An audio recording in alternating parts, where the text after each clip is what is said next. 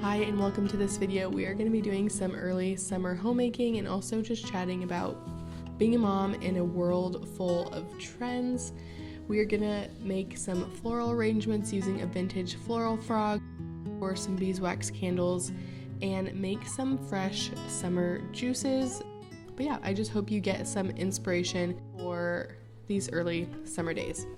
June is quite gloomy here, so we are just trying to get through this gloomy month and into July and August and full-blown summer. I love bringing in flowers from the garden and flavors in the kitchen to bring a sense of summer.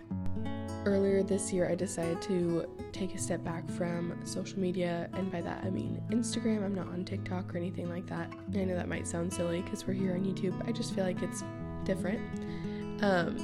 Anyways, it was the perfect timing and it has been great.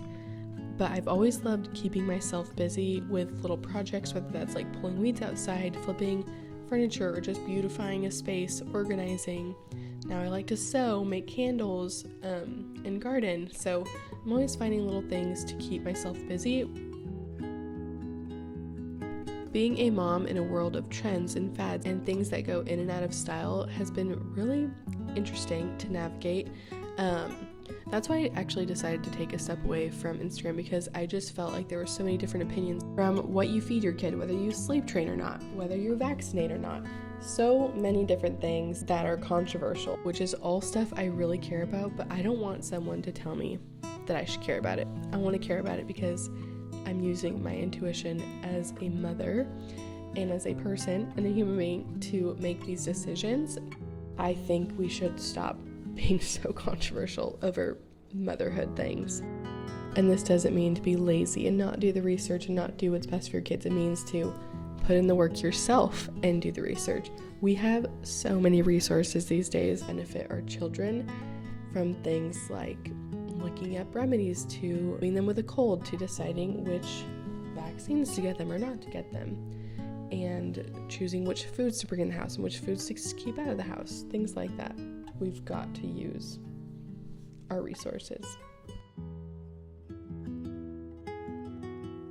I feel like it is taking away from our personalities and our creativity.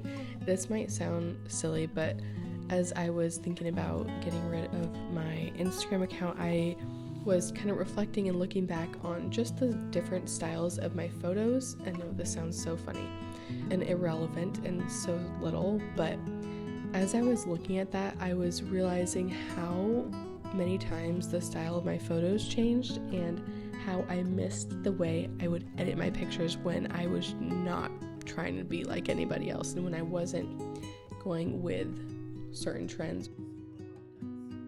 Okay, onto the fun stuff. I found this vintage floral frog at an antique store, and I actually tried to make one first out of air dry clay, and then I tried sealing it and it disintegrated in the water. So I ran to the antique store the day after I made this little arrangement the first time, found one because I remember seeing them. I was looking for this one that is metal and has pins all over, so you can actually like put the stems in the pin so that it's secure and stays in place, or put them in between the pins. Either way, it helps the flowers last longer, helps them stand up a little more secure. You can place them where you want without them just like flailing to the side like they would in a normal vase without a frog. But yeah, there's different kinds. I gifted a glass one to my mother-in-law, and it's really cool. You can just either put it at the top of a pitcher or at the bottom of like a bowl or any kind of container it fits in. Anyways, look it up. They're really, really cool.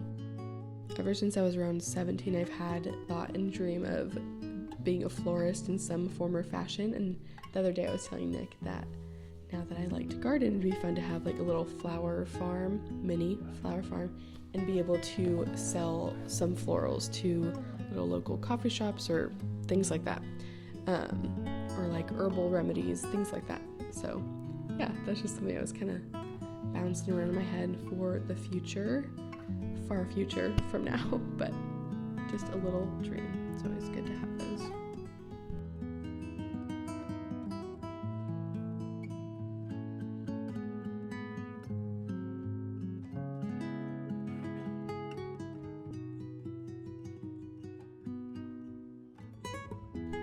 Okay, so on to making beeswax candles. This is something I really like to do. I love diffusing essential oils, but it is getting a little pricey for our budget at the moment, so we are shifting a little bit and burning some beeswax candles to freshen up the air in our home. They give off like the best, lightest, like honey wax smell and just kind of clear the air of any impurities. And so I found a block of yellow beeswax at Hobby Lobby and it was on sale. So this block that I used was $8 and I have already gotten, I think I got like 6 pillars of 6 pillared candles out of it, which I think is a great deal because they are pretty pricey online. And they had wicks at Hobby Lobby that work really well for like $1.50 and they were 40% off as well. So under $10 we got like 6 little pillars of candles, and then I had some soy wax left over from a previous project, which soy wax is not my first choice, but it is better than paraffin wax, is that what it's called? But first choice is beeswax. And that's coming from someone who does not like any fragrance in their home. The thing about beeswax candles is that you are gonna want the proper tools to make this a lot easier. I also got the silicone mold from Hobby Lobby, and that again was like $1.50, and then it was 40% off of that.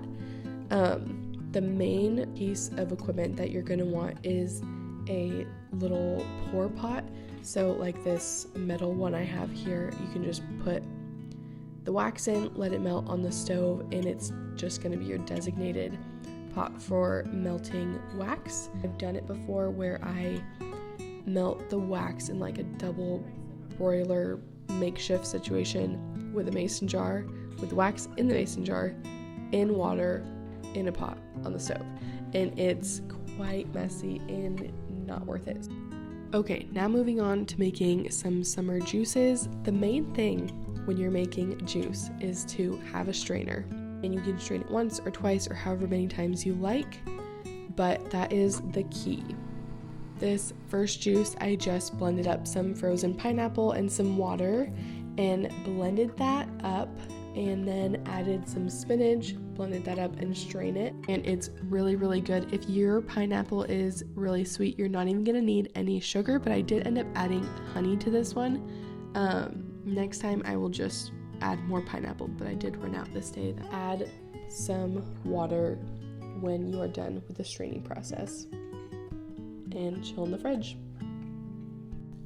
Okay, this next one is kind of different. It is some cantaloupe juice, which was also super easy. I blended up a slightly overripe cantaloupe that we had, and it did not need any sweetener. And I just added water to it until I liked the taste of it, basically made sure it had a good cantaloupe water ratio. And then at the end, I added in some of my borage flowers. This one is the unpasteurized orange juice from Trader Joe's, and then we added in some coconut water, some coconut milk, and then at the end I added in the strawberry puree, was just strawberries and water blended up. Added that in there for another like element of summer, and then added some orange slices to the edge, chilled it, drank it. It was so yummy. Thank you so much for watching this video. Motherhood is filled with so much noise these days, and with so many voices telling us how we can do it better, how we can be more inspiring, more productive, more everything. I hope you feel encouraged to lean into your God-given intuition. Yeah, I hope to see you next time. Bye.